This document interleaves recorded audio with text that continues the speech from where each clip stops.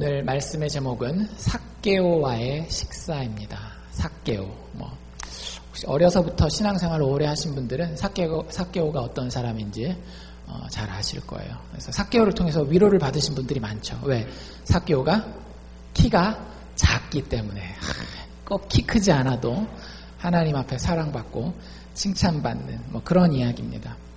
사실 우리가 읽은 본문 누가복음 19장 1절에서 10절 말씀을 조금 더 자세히 보면은요, 단지 삭개오의 외모와 삭개오의 인생이 핀 이야기가 아니라 좀 더 깊이 들어가면 삭개오가 인생 전체, 그저 죽은 이후의 내세뿐만 아니라 지금 현세를 넘어선 내세, 그리고 영원을 보장받고 그것을 누리기 시작하게 되는 삭개오가 받은 구원의 이야기를 오늘 사실은 다루고 있습니다.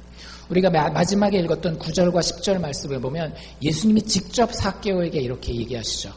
오늘 구원이, 무엇이? 구원이 이 집에 이르렀으니 이 사람도 아브라함의 자손이미로다. 인자에 온 것은 잃어버린 자를 찾아 무엇하려 함이라? 구원하려 함이라. 삭개오라는 사람이 구원받은 이야기, 과연 이것이 삭개오의 인생에만 영향을 미치는 이야기일지, 아니면 성경에 기록되므로 우리의 삶에, 오늘날 이 현대 사회를 살고 있는 우리의 삶에도 의미가 있는 이야기인지 이 아침에 살펴보기를 원합니다. 사실 식사라고 하는 제목으로 2월달 내내 진행을 하려고 해요. 오늘은 삭개오와의 식사고요. 다음 주에는 같은 직업을 가진 사람, 삭개오와 같은 직업을 가진 사람으로서 성경에 나와 있는 사람 혹시 아십니까? 마태라고 하는 사람이 있거든요. 마태와의 식사의 이야기. 또 그 다음 주에는 예수님의 수제자였죠. 베드로와의 식사의 이야기에서 2월 마지막 주까지 우리가 먹는 얘기를 좀 한번 해보려고 합니다. 요즘에 먹방이 뜨잖아요. 그래서 먹는 거 잘하면 돈도 많이 벌고 요즘에 그러는데, 기왕 먹으려면 좋은 사람이랑 먹어야 되는데 예수님과의 식사입니다. 우리가 2월 한 달 동안 쭉 다루게 될 이 모든 식사는 예수님과의 식사예요. 그 중에서 오늘은 삭개오와의 식사를 살펴보게 됩니다. 아시는 분도 계시고 또 익숙하지 않으신 분들도 계실 텐데, 간단하게 삭개오가 누군지부터 이야기를 드리고 오늘 본문으로 좀 더 자세히 들어가기를 원하는데, 삭개오는 그 지역에서 좀 잘 알려진 사람이었습니다. 예를 들어서 알칸소에서 누구나 다 알 수 있는 이름, 빌 클린턴 하면 알칸사 출신의 주지사의 대통령까지 한 사람. 그 다음에 혹시 또 알칸사 리틀락 하면 아시는 이름 있으세요? 예, 힐러리는 알칸사 출신은 아니고 알칸사 출신이랑 결혼했고, 그 알칸사 출신으로서 이번에 공화당 대선 주자 중에 한 명으로 나온 사람, 그리고 지금은 그만뒀는데 마이크 허컵이라고 하는 사람이 이름만 딱 대면 그 사람은 이렇게 아는 사람이란 말이에요. 삭개오가 사실 그 당시에 그 동네에서 삭개오 하면은 딱 아는 사람이었습니다. 근데 빌 클린턴이나 마이크 허컵이 같은 경우는 이 동네 사람들한테 사랑을 많이 받아요. 그쵸? 우리 동네 출신이 성공했다 이렇게 얘기를 하는데, 삭개오 얘기를 하면 사람들이 혀를 이렇게 차고, 사실은 그 이름 듣기도 싫고 이런 좀 좋지 않은, 그러니까 유명하다라기보다는 악명 높은 사람이 삭개오였어요. 그 이유는 아주 단순합니다. 그 사람이 가지고 있는 직업 때문에. 그 사람의 직업이 뭐였어요? 세리였죠. 우리 식으로 얘기를 하자면 세금 공무원이에요. 세무서에서 나와서 세금을 걷어가는 사람이었습니다. 그 당시의 역사적인 배경을 보면 예수님 시대에 이스라엘이라고 하는 나라는 자기 나라의 독립을, 주권을 가지고 있지 못했던 식민지 나라였습니다. 그래서 이스라엘을 통치하는, 식민 통치하는 나라는 어디였는가 하면 역사상 그렇게 유명했던 로마라고 하는 제국이었어요. 그래서 로마 제국이 식민 통치로 이스라엘을 다스리고 있었는데, 이 이스라엘 사람들 중에 몇몇을 고용을 하는 거예요. 우리 일제시대 도 보면 경찰을 고용하잖아요. 그래서 우리 어떤 말이 있어요? 일본 순사 이런 얘기를 하면 꼭 일본 순사가 일본 사람들만 있는 게 아니라 한국 사람들도 있었단 말이에요. 그런 것처럼 이 당시에 로마 사람들이 이스라엘 사람들을 고용해서 로마 정부의 일을 하게 했는데, 그 중에 하나가 세금 거두는 일이었습니다. 그래서 삭개오가 세리라고 하는 것은 사실은 어디에 고용된 사람이란 얘기예요? 로마라고 하는 이스라엘 사람들의 가장 큰 대적에게 고용된 사람이라고 하는 그런 의미를 가지고 있는 거예요. 그러면 당연히 사람들이 좋아하겠습니까? 싫어하겠습니까? 싫어하죠. 이 배신자 이래가면서 삭개오는 늘 사람들의 미움을 받고 또 무시받는 그런 사람이었어요. 그러니까 힘이 있기 때문에 어떻게 막 할 수는 없지만 사람들이 뒤에 가서는 이 사람 절대 좋게 이야기하지 않는 사람이었습니다. 민족의 배신자이기도 하지만 또 한 가지 미움받는 이유는 무엇인가 하면 이 당시에 세리들이 행하던 관행 때문에 그렇습니다. 여러분들 지금 이제 한참 그 텍스 보고 하시잖아요. 텍스 보고 하시면서 무슨 내가 세금을 이렇게 많이 냈나 뭐 이런 거 한번 생각해 보실 수 있는 기회가 될지 모르겠는데 세금이 만만치 않더라고요. 10%는 기본이고 뭐 주정부에까지 하면 20% 가까이 교회보다도 더 많이 걷어가는 뭐 이런 건데 20%만 걷어가면 이스라엘 사람들은 아마 그 당시에 상당히 감사했을 거예요. 그럼 뭔 얘기예요? 20%보다 훨씬 더 많이 걷어가요. 근데 그게 로마 정부의 정책 플러스 다른 요소가 있었습니다. 예를 들어서 로마 정부가 한 25% 정도 세금을 걷어라라고 얘기를 하잖아요. 로마 정부는 아무것도 신경 안 써요. 그 나라에서 총생산 나온 거에 25%만 로마 황제에게 갖다 주면 로마 황제는 그 나라에서 무슨 일이 벌어지든지 입 싹 씻고 아무 말도 안 합니다. 그래서 보통 식민지의 세리들이 했던 일이 뭐냐면 25% 걷어라. 그러면 50% 걷는 거예요. 그럼 25%는 중앙정부에다 갖다 바치고 나머지 25%는 어디 들어가는 거예요? 내 주머니 속으로 쏙 들어가는 거예요. 그러니까 이 당시의 세리들은 백성들의 그 민족의 배신자일 뿐만 아니라 인간적으로 봤을 때도 아주 나쁜 사람들이었어요. 욕먹을 만큼 너무 탐욕스럽고 막 이런 인상을 가지고 있는 게 그 당시에 세리라고 하는 세금 공무원이라고 하는 직업이었습니다. 특별히 이 삭개오는 세리 중에서도 2절에 보면 뭐라고 되어 있는가 하면 이름을 삭개오라 이름하는 자가 있으니 소개하고 뒤에 뭐라고 붙이고 있어요? 세리장이라는 거예요. 영어로 chief예요, chief. 그게 그 당시에 이제 여리고라는 동네에 삭개오가 살았는데 정확한 건 모르겠지만 최소한 여리고 지역 세금 걷는 데에 가장 앞장서는 사람 아니면 또 어떤 가능성도 있는 거예요? 이스라엘 전체의 사람들한테 세금을 걷는 장, 치프 역할을 아마 삭개오가 했을 가능성이 있습니다. 그러니까 얼마나 큰 미움을 받았을지는 우리가 요것만 간단하게 이 사람 세리장이구나라는 표현만 봐도 쉽게 알 수 있어요. 그 다음에 보면 이런 표현이 붙어 있는데 여기 성경은 이게 없잖아요. 액센트가 없잖아요. 인토네이션이 없잖아요. 근데 아마 2절 뒷부분을 읽었으면 이렇게 읽었을 것 같아요. 삭개오라 이름하는 자가 있으니 세리장이요 또한 부자더라. 지금 말투 잘 들으셨어요? 부자더라. 이거 칭찬하는 것 같아요? 비꼬는 것 같아요? 비꼬는 것 같아요. 왜 부자겠어요? 자기 친백성들 울거먹어서 부자가 된 사람들. 부자더라. 아이고 얼마나 그렇게 사람들을 울거먹었으면 부자가 됐겠냐. 세리장에 부자까지 해먹었던 사람이다라고 소개를 하고 있습니다. 여러분들 우리의 인생도 이런 경우들이 있어요.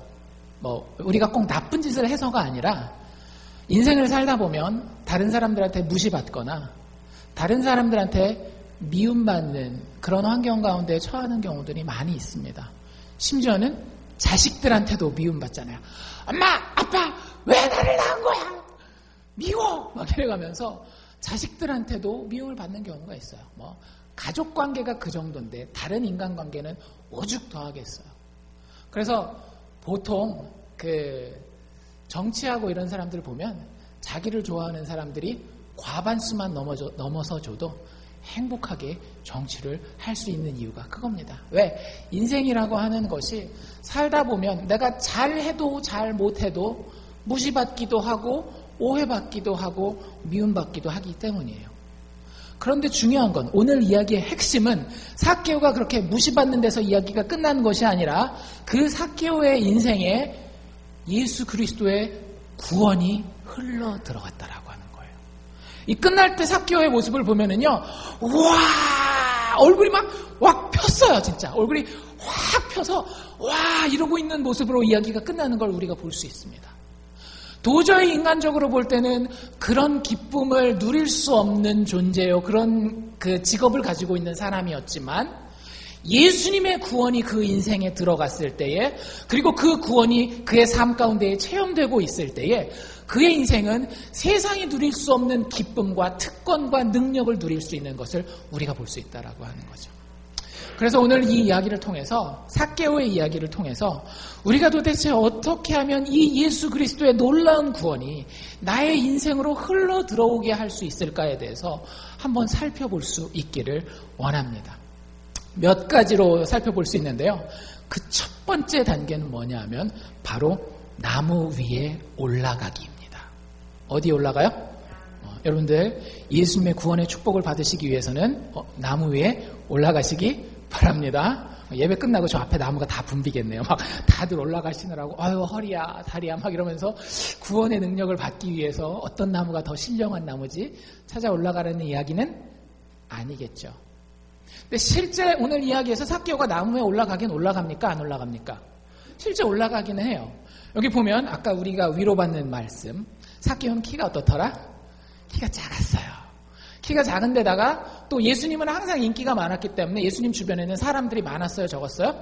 사람들이 많았어요. 자기가 키가 작고 사람들이 많기 때문에 예수님을 만날 수 없었던 삭개오가 4절에 보면 열심히 예수님이 지나가는 그 길 앞으로 막 뛰어가서 예수님이 지나갈 만한 길목 뽕나무가 있었거든요. 그 뽕나무 위로 올라가서 예수님이 오기를 기다리고 있었습니다.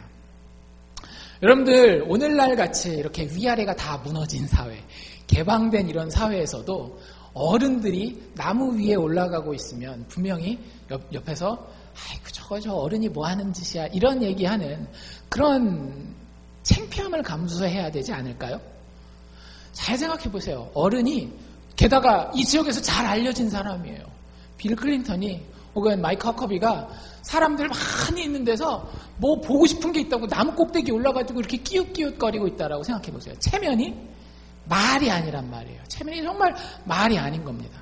사람들은 보면서 비웃을 것이고 아 저거 애들이나 하는 짓이지 어떻게 어른이 저럴 수가 있느냐 이렇게 얘기를 할 겁니다. 여러분 바로 그것이 하나님의 구원이 우리의 삶에 이르는 첫 번째 걸음입니다. 이게 무슨 얘기인가 하면요. 여러분들 인생을 살다 보면 철들어야 될 때가 있어요. 그렇죠? 인생을 살다 보면 아이의 모습을 벗어나 철이 들어야 할 때가 있습니다. 동화 속에 환상 속에 사는 아이들 산타클로스 예를 들어서 고등학교 3학년 거의 시니어예요. 시니어인데 크리스마스만 되면 12월 24일 날 밤만 되면 시니어가 오늘 밤에는 산타클로스 할아버지가 어떤 선물을 가져다 주실까 막 이렇게 기대하고 있으면 여러분들 좀 뭔가 잘못된 거 아닐까요? 그게 자라야 된단 말이에요. 사람이 이렇게 인생을 살다 보면 어느 시점이 되면 동화 속의 나라, 환상의 나라에 매혹되는 것에서 떠나야 할 시점이 오는 것처럼 보입니다. 그러면 그때 많은 사람들은 어떻게 하는가 하면 현실 나라에 집중하게 돼요. 야, 산타클로스가 있긴 뭐 어디 있어. 그런 거 신경 쓰지 말고 너 지금 성적표나 잘 살펴봐봐. 너 지금 고성적이고 네가 이런 정도 잘하는 재능이 있으면 어떤 전공을 해야 되고 어떤 잡에 대해서 어떤 사업에 대해서 생각해야 될지 네가 잘 현실적으로 생각해보란 말이야. 그래서 어른이 되어가면 되어갈수록 우리의 삶의 체면에 맞는 것은 뭐냐면 현실을 제대로 보고 제대로 파악하는 것이에요. 여러분들 비즈니스 할 때도 그렇잖아요. 비즈니스 하실 때도 허황되게 와 이런 거 하면 떼돈 번대더라 이렇게 하면 잘 된대더라 막 그런 풍문들 쫓아다니는 사람들 보시면 여러분들 옆에서 어떠세요? 철 좀 들지 저래가지고 제 가정을 이끌고 가겠어 이런 생각 든단 말이에요. 좀 현실이 어떻게 돌아가는지 사업계 그 돈이 어떻게 흘러가는지를 좀 잘 보고 파악해서 그 가운데에 어떻게 지혜롭게 행해야 될까를 잘 살펴보고 인생을 살았으면 하는 그런 어떤 내가 알지 못하는 무언의 압박들이 우리 주변에는 많이 있어요. 그리고 그 무언의 압박들을 쫓아가지 않고 좀 이상적인 좀 그런 동화 같은 어떤 선택을 하는 사람들에 대해서는 우리는 자주 무시하거나 철이 덜 들었다라는 표현을 하게 됩니다. 여러분들 예수 믿는다라고 하는 것은요 철이 들되 세상이 이야기하는 것이 아니라 하나님이 이야기하는 대로 철드는 것입니다. 나무에 올라간다라고 하는 것은 나의 자존심과 나의 품위를 포기하는 것이에요. 현대인 어른의 자존심은 뭐냐면요. 그 사람 우리의 품위는 뭐냐면 우리가 살고 있는 이 시대의 품위는 뭐냐면요. 돈의 힘을 인정하는 거예요. 그리고 정치적 파워와 뭐라 그래야 될까? 세상적인 똑똑함을 의지하는 것이 인생의 품위요. 인생의 자존심입니다. 그렇지 않아요? 그걸 잘 쫓아가는 사람들을 우리는 존경해요. 그 모든 상식을 벗어난 것이 삭개오가 나무 위로 올라간 사건이었습니다. 여러분들 예수 믿는 것은 사실은 동화를 믿는 것과 별반 다르지 않아 보여요. 여러분들 백설공주가 독사과를 먹고 죽었어요. 근데 왕자의 키스를 통해서 다시 살아납니다. 그 이야기를 보고 지금도 막 가슴이 떨리시고 야 나에게는 언제 이런 왕자가 나타날까 프린스 차밍을 기다리는 그런 두근두근거리는 마음을 가지고 계신 분 계십니까? 그렇지 않잖아요. 야, 세상에 백마탄 왕자가 어디 있어. 그냥 맞는 사람이랑 결혼해서 서로 애들 밥 굶기지 않을 만큼 잘 현실적으로 살면 되는 거지. 그런데 성경은 우리와는 다른 얘기를 해요. 너희들 그런 꿈을 꿨니? 사실 그 꿈보다도 더 큰 것이 있어. 라고 우리에게 복음의 이야기를 던져줍니다. 온 우주의 주인이자 전혀 우리와는 상관할 수도 없는 훨씬 더 높은 차원의 그 나라의 왕이 우리와 똑같은 몸을 입고 이 땅에서 가장 낮은 곳인 말구유에 내려오셔서 모든 악과 모든 죄를 모든 죽음을 물리치시고 우리를 위해서 다시 살아나셨다라는 거예요. 그것을 믿기만 하면 니네들 인생 핀다라는 거예요. 독사과를 물고 죽은 것 같은 그 인생 가운데에서 삭개오처럼 그렇게 무시받고 다른 사람들로부터 오해받고 정말로 미움받는 것 같은 그 인생에서 하나님의 구원이 철철 흘러넘치는 능력 있는 삶을 살 수 있다라고 하는 이야기가 기독교가 우리에게 던져주는 메시지입니다. 근데 우리에게는 그걸 받을 수 있는 용기가 없는 거예요. 왜? 뭐 때문에? 우리의 자존심과 우리의 품위 때문에. 마치 이것은 우리가 현대사회에서 우리의 나무를 올라가는 것과 똑같은 일입니다. 정말로 나에게 소망이 없어 보이는 이 상황에서 하나님께서 예수 그리스도의 죽음과 부활을 통하여 지금도 얼마든지 부활의 기적을 이루실 수 있다라고 하는 것을 믿는 것. 이거 믿는다라고 여러분들 얘기를 하면 대부분 믿지 않는 사람들은 뭐라고 얘기할까요? 야, 철 좀 들어라, 철 좀 들어. 예수 믿는다고 밥 먹여주냐? 돈이 생기냐? 땅을 파도 돈 안 나오고 교회 가도 돈 안 나오는 거 똑같아. 열심히 나가서 일이나 하고 사업 뭐가 잘 될지나 잘 살펴봐. 사람들은 우리를 무시하고 우리의 품위가 떨어지고 우리의 자존심은 상하게 됩니다. 여러분 이것을 감수할 각오가 돼 있어야 하나님의 구원이 우리의 삶 가운데 흘러 들어올 수 있는 거예요. 제 말이 아니라 예수님의 말입니다. 우리가 아이와 같이 되어야 돼요. 우리 잘 알고 있는 말씀이잖아요. 마태복음 18장 3절입니다. 예수님이 가라사대 진실로 너희에게 이르노니 너희가 돌이켜 누구와 같이 되지 아니하면 어린 아이들과 같이 되지 아니하면 결단코 천국에 들어가지 못하리라.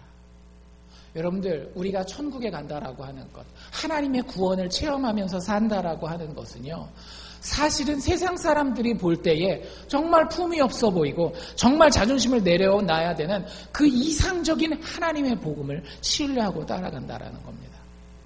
어린아이에서 자라 철이 든다라고 하는 것, 물론 동화나 허황된 이야기 같은 것에 대한 환상에서 벗어나는 것을 포함을 해요. 생각해 보세요.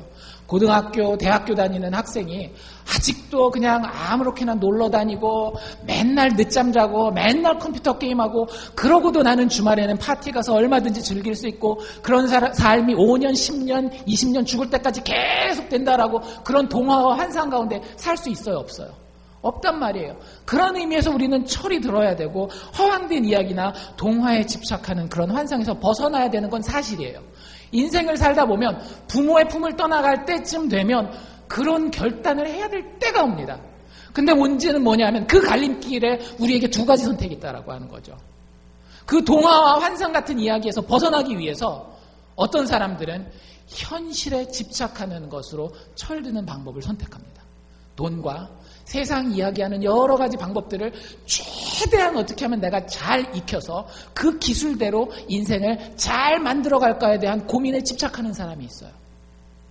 성경은 이 길이 바르지 않은 길이라고 이야기를 합니다. 여러분들, 우리에게는 동화 이상의 진리의 이야기가 필요합니다. 성경이 우리에게 제시하는 철이 든다라는 것은 무슨 뜻인가 하면요, 나의 상상력과 나의 못난 지혜를 의지하는 것을 버리고 이 현실 너머에 있는 복음의 이상을, 그리스도의 죽음과 부활 안에서 나의 현실로 받아들이는 거예요. 지금 나의 모습은 보잘것없고, 지금 나의 모습은 쓸데없어 보이고, 아무 희망도 없어 보이고, 너무나 어려워 보이지만 예수 그리스도께서 죄인들을 위하여 죽으시고 다시 살아나셨다라고 하는 그 이야기가 내 현실 너머에 있는 더 현실 같은 현실이라는 게 믿어지는 것, 이게 철드는 거예요. 그저 돈이 귀중하구나, 그저 세상에서 명예가 귀중하구나, 세상에서 힘이 귀중하구나, 이게 철드는 게 아니라 그걸 뛰어넘어서 현실 너머에 있는 예수 그리스도의 현실을 나의 현실로 받아들이는 것, 이것을 성경은 철든다라고 이야기하고 있는 겁니다. 잘 생각해 보세요. 여러분들, 세상에 많은 이야기들이 있어요. 여러 가지 이야기들이 있습니다. 대부분의 우리가 알고 있는 이 동화들의 공통점이 있는 거 여러분들 알고 계셨어요? 많은 동화들이 뭘 담고 있는가 하면 그 안에 누군가 희생해서 다른 누군가가 구원받는 이야기가 있어요. 우리가 아는 이야기들 몇 개만 예를 들어볼까요? 심청전 잘 아시잖아요. 한국 사람들 아는 심청전. 청이가 자기의 목숨을 버렸을 때 누가 살아나요? 눈 멀고 거지처럼 살 수밖에 없었던 신봉사가 눈 뜨고 사람다운 삶을 살게 되잖아요. 서양에도 보면 여러분들 백조왕자라고 하는 안델센 동화 기억나세요? 오빠들이 거위가 그 마법에 걸려가지고 거위가 돼가지고 펄펄펄펄 날아다니면서 얼마 있으면 죽어야 되는데 그 여동생이 어떻게 해요? 이 옷을 찔레로 쫙 짜가지고 자기가 불에 화형당해서 죽기 전까지 그거 짜고 있잖아요. 그래서 목숨을 걸고 오빠들을 위해서 희생했을 때 마침내 그 옷을 만들어서 던져줘서 오빠들이 다시 사람으로 돌아오고 살아나는 이야기. 뭐 이런 옛날 얘기만 있는 게 아니에요. 우리가 뭐 어른들을 잘 모르시겠구나. 근데 젊은 친구들이 많이, 어린아이들이 읽은 해리포터 이야기 있잖아요. 해리포터의 주인공이 해리포터인데 해리포터를 그렇게 못살게 구는 나쁜 마법사가 있어요. 근데 그 마법사의 마법이 엄청 강하거든요. 그 마법으로 해리포터를 죽이려고 그러거든요. 근데 그 해리포터를 죽이지를 못합니다. 그 이유가 뭘까요? 그 해리포터가 죽어야 되는 그 순간에 해리포터의 어머니가 대신 죽은 이야기가 있어요.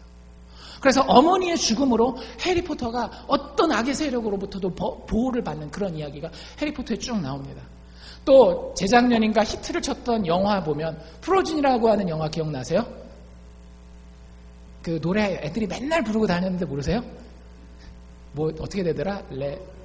그 뭐 노래 막 이렇게 부르잖아요.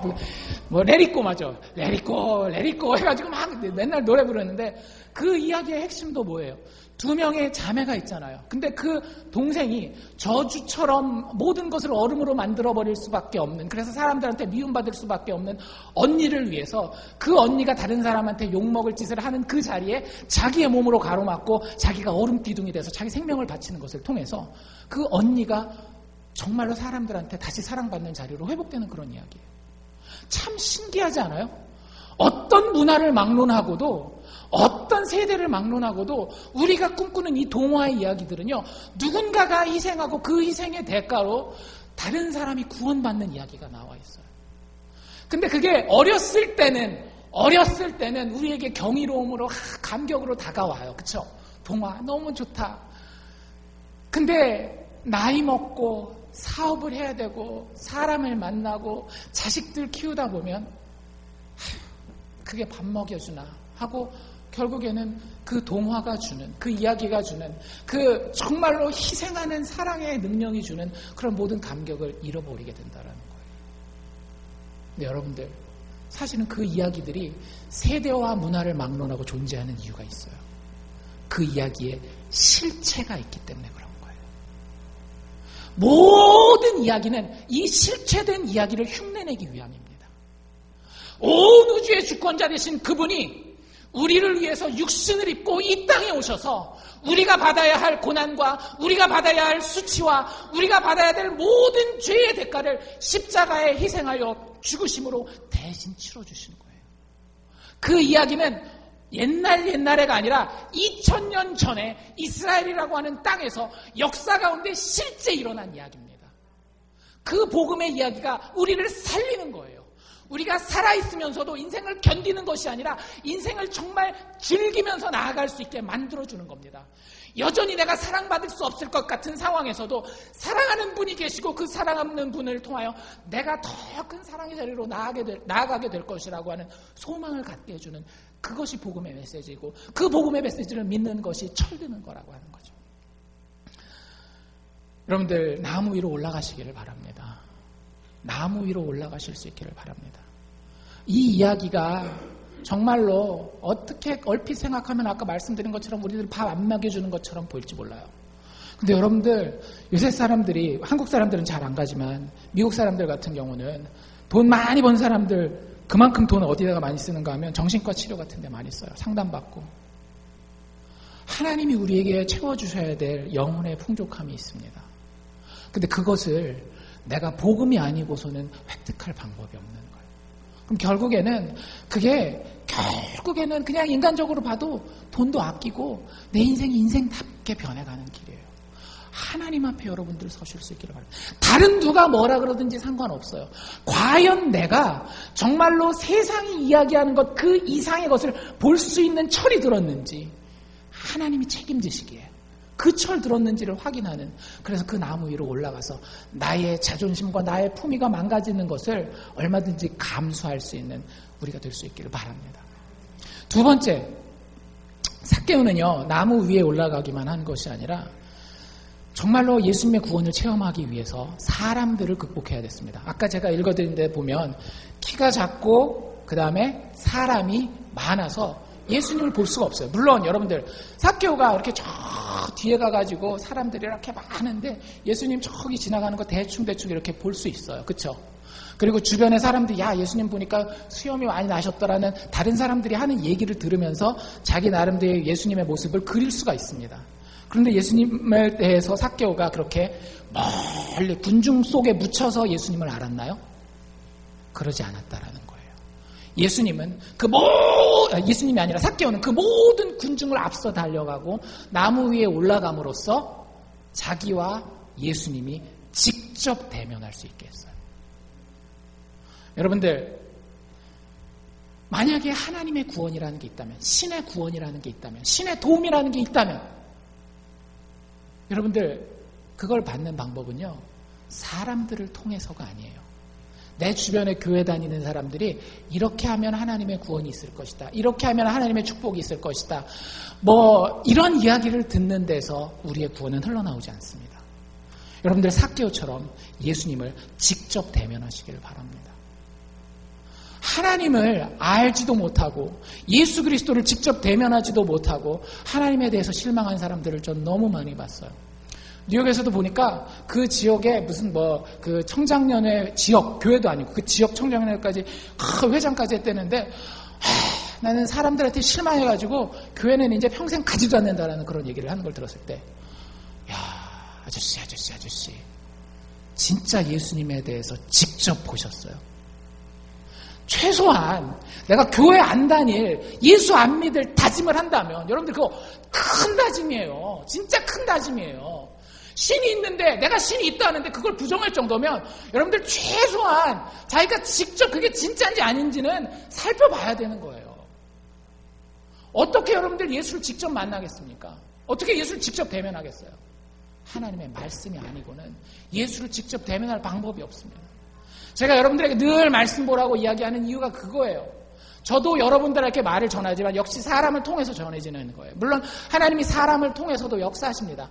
하지만 하나님이 자신을 직접 내가 나를 드러내겠다라고 밝히고 우리에게 주신 본인의 모습이 뭐냐면 성경에 드러난 예수 그리스도의 모습이에요. 여러분들 성경을 읽지 아니하고 성경의 내용을 알지 아니하고 기독교 그거 별거 아니야, 사람들 다니는 거 보니까 교회 다니면서 개판 치고 다니는 사람들 많고, 이거는 여러분들이 예수 안 믿는 이유가 될 수 없는 거예요. 여러분들이 성경을 보고 거기에 나와 있는 예수 이야기를 본 다음에 확인한 다음에 내가 진짜 상식적으로 판단해 봤더니 이거 말이 안 돼, 여러분들 그러면 안 믿으셔도 좋습니다. 더 이상 건드리지 않아요. 그런데 여러분 그런 작업도 없고 그저 사람들이 이렇다 저렇다 내 키로는 잘 보이지도 않고 누구는 뭘 경험했다는데 나는 경험도 못하겠고 그러니까 주변에 하는 사람들이 이야기나 듣고 그래가지고 나는 예수 안 믿어 믿음 생활 안 해. 여러분들 이거는 하나님의 구원이 도저히 역사할 수가 없는 환경입니다. 삭개오는 창피했지만 예수 그리스도를 직접 만날 수 있는 그 자리를 향해서 나아갔어요. 예수님은 여러분들 우리 인생의 모델이 아니에요. 예수님은 그저 뛰어난 도덕적인 교사가 아닙니다. 예수님의 실체를 여러분들이 이제 성경을 보시면 발견하시겠지만 그 실체, 예수님의 실체는 뭐냐면요. 죄인을 찾아와서 구원해 주시는 분이 예수님입니다. 여러분들 이게 보여야 돼요. 성경을 보시면서 설교를 들으시면서 예수님은 죄인을 일부러 찾아오셔서 그 죄인의 삶 가운데 본인의 생명과 본인의 구원과 본인의 축복과 능력을 흘려주시는 분이 예수님이라는 걸 알아야 돼요. 오늘 이야기에서도 예수님이 뭐라고 얘기를 하고 있어요? 10절에 보면 인자는 누구를 가리키는 말입니까? 예수님을 가리키는 말이거든요. 인자가 온 것은 잃어버린 자를 찾아서 구원하려 함이니라. 예수님이 이 땅에 오신 것은요, 우리에게 쫙 폼재고 봐라. 내가 이렇게 인생의 모델이다. 나처럼 이렇게 오래 참고 나처럼 좀 말도 조심하고 잘 살면 니네 잘 될 거야. 이런 인생의 모델을 보여주려고 오신 게 아니에요. 예수님이 고상한 도덕적인 규율을 이렇게 인생을 살려면 서로 사랑하고 용서하고 뭐 도둑질하지 말고 강도하지 말고 이런 도덕적 교사가 되기 위해서 우리에게 찾아온 것이 아니라고요. 우리와 똑같이 낮아지셔서 죄인 되었다라는 사실을 알면서도 우리가 부족하고 사랑받기에는 참 뭔가 모자른 사람이라는 걸 알면서도 우리의 삶에 직접 찾아와 주셔서 본인이 가지고 있는 가장 좋은 것을 나누기 원하시는 거예요. 여러분들 그 예수님을 제 말 때문이 아니라 직접 여러분들의 눈으로 성경에서 확인하시기를 바랍니다. 삭개오는 이런 사람들을 극복했었던 사람인 거예요. 나무 위로 올라가시고요. 사람들을 극복하세요. 마지막 세 번째 하나만 더 말씀드리면 여러분들 하나님의 그 풍성한 구원이 내 삶 가운데 흘러들어와 체험되기 위해서는 예수님을 여러분들의 집으로 모셔야 합니다. 잘 생각해 보세요. 여러분들 예수님은 쉽게 얘기하자면 종교 지도자잖아요. 그러니까 종교의 핵심은 뭡니까? 뭔가 믿는 거예요. 그럼 예수님 딱 만났을 때 삭개오 너 잘 만났다. 나무 위에서 내오고 이제부터 나를 잘 믿어라. 이렇게 얘기했을 것 같아요. 근데 예수님이 처음 하신 말씀이 너 날 믿어라 이런 얘기였을까요? 아니에요. 여기 보면 예수님이 6절에 뭐라고 5절 6절에 보면 뭐라고 얘기를 하는가 하면 5절에 우러러보시고 이르시되 삭개오야 속히 내려오라 내가 오늘 너의 집에 유하여야 하겠다. 유하다는 말이 옛날 말이라서 내가 너의 집에 좀 같이 살아야 되겠다라는 얘기예요. 실제 헬라어 원어를 보면 이게 그 영어 단어에 두 가지가 있잖아요. visit이라는 단어, 방문하다라는 단어가 있고 stay라고 하는 단어가 있어요. 여기 나오는 이 유하다라고 하는 표현은 stay라고 하는 단어를 쓰고 있습니다. 내가 너와 같이 한번 살아보겠다라는 거예요. 여러분들 예수님은 우리의 삶 가운데에 실제로 같이 오셔서 사시는 분입니다.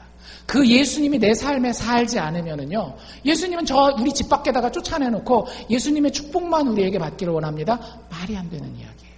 예수님이 우리와 같이 사실 때에 예수님이 가지고 있는 모든 권세와 예수님이 가지고 있는 모든 풍성함이 우리 것이 되게 되는 겁니다. 얼마나 감사한지 몰라요. 예수님이 우리를 찾아오실 때에 그 순서가 너무 감사합니다. 삭개오가 그랬잖아요. 내가 가진 재산의 얼마를? 절반 뚝 띄어서 가난한 자들에게 나눠주고 내가 혹시 세리로서 다른 사람 이렇게 중앙정부에 산 것보다 더 한 게 있으면 어떻게 해야 되겠다라고요?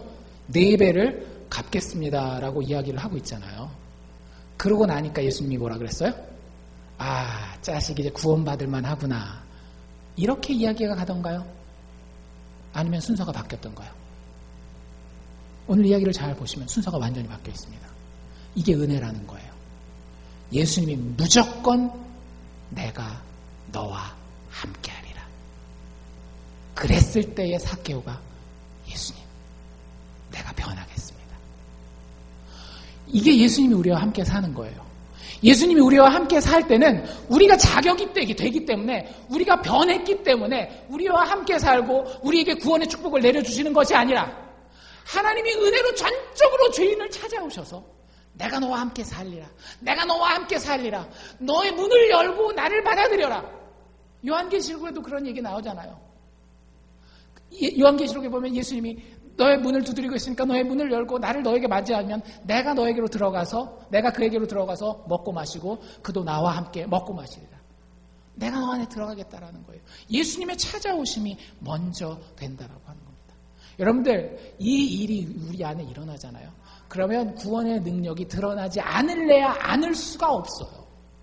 얼마나 크고 감격스러운 일이 우리 안에 일어나는 것인데, 그 은혜의 주인공이 내 집에 들어오시고, 집에 들어오실 뿐만 아니라 나와 같이 식사하신다라는 거거든요. 먹고 마시겠다라는 거예요. 나 여기 같이 유하겠다라고 하는 표현은 그냥 살짝 비짓하는 게 아니라 스테이, 거기 살면서 먹고 마시고 빨래하고 뭐 이런 거 다 같이 하겠다라는 거예요. 여러분들, 이 당시에 이스라엘의 문화에서 밥 먹는 건 정말 중요한 겁니다. 물론 한국 사람들도 상당히 성경적이기 때문에 밥 먹는 거 되게 중요하죠. 근데 이 당시에 이스라엘 문화에서 같이 밥을 먹는다라고 하는 건 그 사람을 인정한다라고 하는 거예요. 그 사람의 삶 가운데에 내가 동참하겠다라고 하는 사인을 보여주는 겁니다. 왜 그런가 하면, 지금은 전기불이 다 있고 해가지고 밤 늦게까지가 우리 생활할 수 있잖아요. 그런데 그 당시엔 전기불도 없고 호롱불 켜놔도 그거 금방 꺼지는 거예요. 그러면 그 하루의 마지막 액티비티가 뭘까요? 밥 먹는 거예요. 같이 밥 먹는 거예요. 이 사람들은, 우리는 이제 요즘엔 서양식이 돼가지고 이렇게 해놓고 의자에 앉아가지고 이렇게 밥 먹고, 한국 사람들은 상 펴놓고 거기 앉아서 먹잖아요. 이스라엘 사람들은 어떻게 밥 먹었는지 아세요? 자세를 아십니까? 혹시 자세? 이스라엘 사람들 밥 먹는 자세?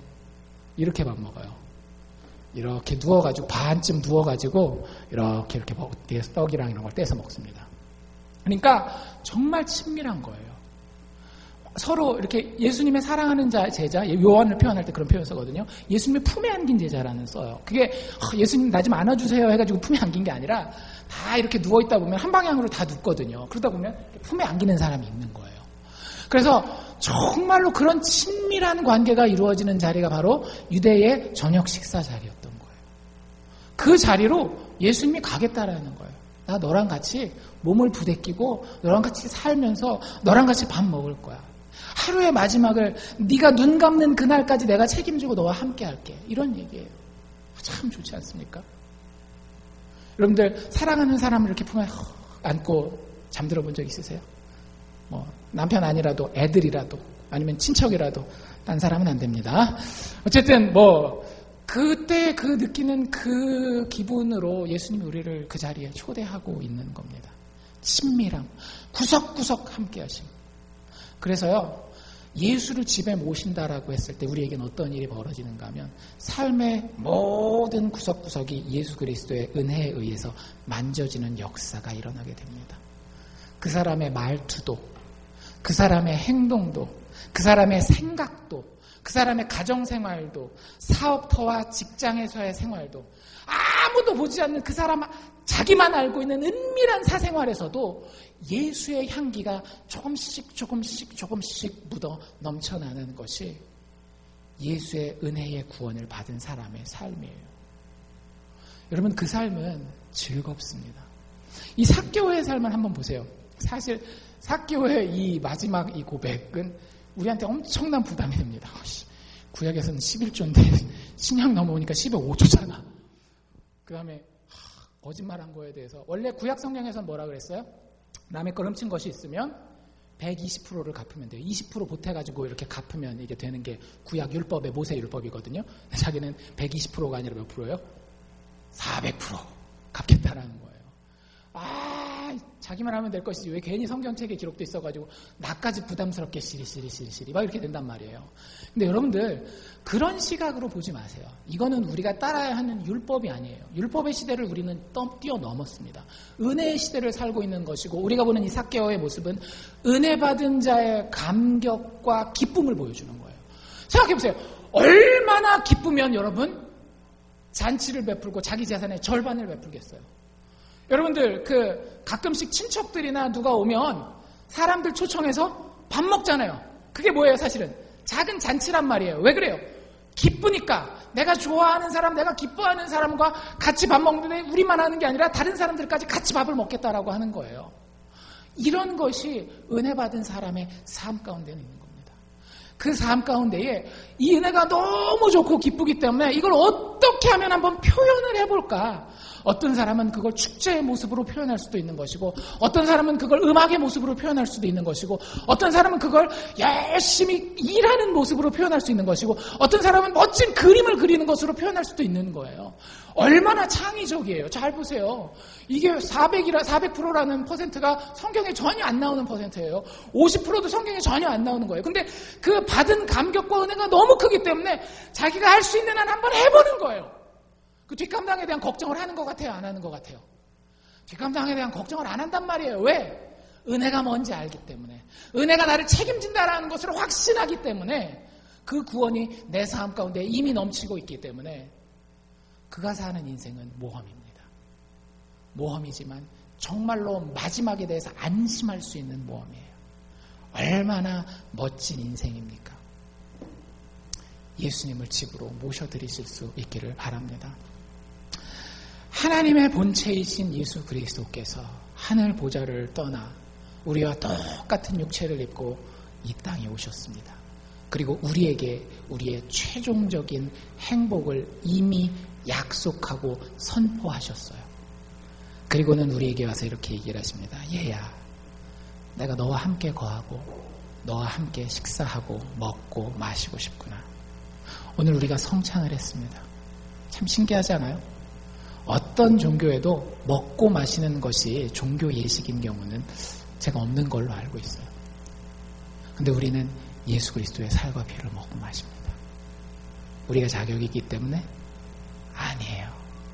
우리가 아무 자격이 없는 아웃사이더였을 때에 최종적인 인사이더였었던 예수 그리스도께서 하나님 아버지의 품을 떠나 아웃사이더가 되셨기 때문에 우리가 그분의 식탁에, 그분의 가족에 최종적인 인사이더가 돼서 들어가 그분의 축복과 그분의 능력을 즐길 수 있는 자들이 된 것입니다. 여러분들, 내가 너와 함께 하고 너와 함께 먹고 싶다 하고 하는 이 예수님의 초대에 우리는 과연 어떻게 반응하고 있습니까? 그리고 어떻게 반응하실 것입니까? 여러분들에게 권면하기는 삭개오와 같이 내 체면과 내 자존심을 버리고서라도 나무 위에 올라가 모든 사람 거치지 아니하고 예수님과 직접 만나 교제하며 그분을 정말로 기쁜 마음으로 내 집에 환영하여 드려 그분과 영원토록 먹고 마시기로 다짐하고 결단할 수 있는 우리들 되시기를 주의 이름으로 축원합니다.